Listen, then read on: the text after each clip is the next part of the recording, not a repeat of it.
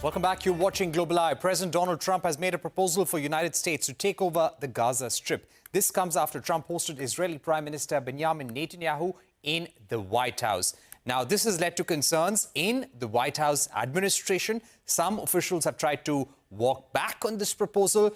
U.S. allies, Middle East countries have condemned it as well. So, what direction could this take? Currently, the Israel government is welcoming this. We're now joined by former Indian ambassador to Saudi Arabia, Talmiz Ahmad. Ambassador Ahmad, thank you very much. You have been tracking this region very, very closely. Let me begin by asking you, Donald Trump today is saying that U.S. will take over Gaza. It's not so simple. What will be the reaction, and can he really execute what he's saying? We are watching Donald Trump in action in his second term. We had all been very curious about what he would do. We were apprehensive, expecting, and some of us even falsely believed that he could be different. What I am concerned about is that he is today extremely unpredictable, extremely impulsive, a complete megalomaniac, and I think he has not thought through the implications of any of the posturing that he has done today. There is no policy behind his remarks. His remarks so far with regard to Gaza have created confusion, have created shock, and have created outrage. There is no contribution that he has made that could be considered remotely positive or constructive. This is a region that has experienced extraordinary carnage of the kind that is without precedent except in the world wars.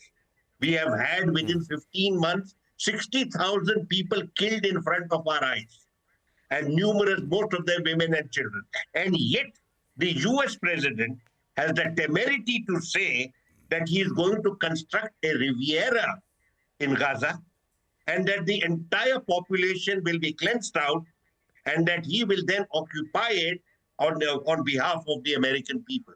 This is an absolutely obnoxious remark, and it is something that should be condemned very strongly. Right. What do you think this will do to the ceasefire, the truce that we're seeing right now? What about countries like Saudi Arabia, Qatar, UAE? How are they going to react to this in the days to come if Trump tries to execute this plan with the support of the Israeli government? You see, we are all very confused, and I'm sure the capitals in the region are trying to make sense of what has happened. Donald Trump's officials have attempted to play down the implications of what he has said. Some of them have said that these are just ideas which have been floated. They are meant to encourage fresh thinking with regard to the peace process. They should not be taken literally. And all of that, they are attempting to cover up some of the implications of what has been said. With regard to the ceasefire, the principal concern is the second phase. The second phase involves the release of the balance of the hostages, and it involves total Israeli withdrawal from Gaza. That is the key. Now, you know, right from the beginning, Netanyahu has shown very deep reluctance about phase two. He has been preparing the ground for a renewal of conflict. He knows that phase two has two problems for him. Number one, that Hamas is still in charge of Gaza. And this is the prime minister who had said at the beginning of the Gaza carnage that he would cleanse the region of Hamas. Obviously, that has not happened. Blinken himself, before leaving, had said that Hamas has now fully recovered its manpower, and in spite of many people having been killed. The second concern, which is more serious for Netanyahu, and that pertains to the future of his government. The right-wing elements within his coalition have said they will not accept a withdrawal from Gaza. On the contrary, their own plan is to cleanse Gaza of Palestinians and to plant Jewish settlers back into that enclave. So there is a serious problem that Netanyahu faces with regard to the second phase, because he is committed under that agreement to withdraw from Gaza, but that could lead to the fall of his government and the legal implications that will follow for him personally, as far as the criminal cases against him are concerned and inquiries about his conduct that had led to the attack on 7th October 2023. So there are serious implications, and we have to be concerned very, very much about what is likely to happen now with regard to the situation in Gaza and the ceasefire agreement. Right. And in a way, he's playing exactly into what Netanyahu wanted. They wanted Hamas to be completely wiped away, the administration of Gaza to be handed over to an entity which has nothing to do with the Hamas. So they would definitely welcome the US proposal. But can the Israeli government, currently the Israeli defense minister is making a plan to get the Palestinians to leave Gaza, go somewhere else, and maybe return in future. How will they actually execute something like this? Will this lead to a bigger war in the Middle East? You see, this is again an aspect of serious uncertainty. I'm not sure what the Israelis actually want.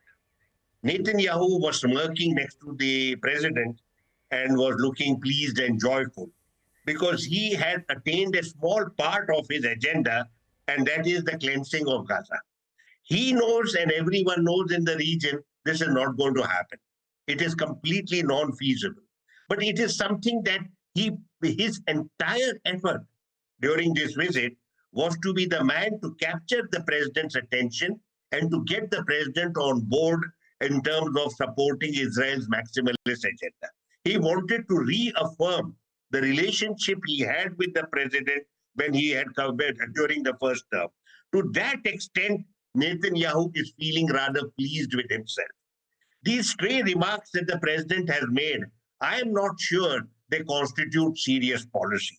I'm not even sure they are a negotiating position. My personal view is that this is a typical posturing of the president for its own shock value. And if I may quote, it is a sound and fury signifying nothing. We still have the serious matters relating to Gaza in front of us. Those cannot be ignored just because the president has created a certain verbal churn, a rhetorical churn. I don't think the serious issues can be ignored by anybody, including by Netanyahu. This is a kind of a comedy within a tragedy. And I think that we will have to ultimately address the serious issue. I also don't believe, as of now, but anything is possible, I also do not believe Donald Trump actually wants war in the region. He has been a deal maker. He makes loose remarks. He doesn't very often follow up with them. He doesn't have a plan to follow up. He doesn't have a strategy, doesn't have resources put together. These are stray remarks that are made, and then everyone moves on. Now we are divided. We don't know what is the implications of this. He has made the remarks twice, so he came back the next day and he enjoyed the shock value. He wants to be on the world stage. He wants to strut on the world stage and tell everybody what a great guy I am. But I'm not sure there is too much substance behind that. All right. Sir, I'm running out of time, but thank you so much for joining us, giving us a full perspective of what's happening between US and Israel right now, difficulties and dangers of what could happen if such a plan is executed. So that was Ambassador Talmiz Ahmad speaking to CNBC-TV18, giving us a sense of what's happening in Gaza right now. We've completely run out of time, but thank you so much for joining us on Global Eye. Goodbye.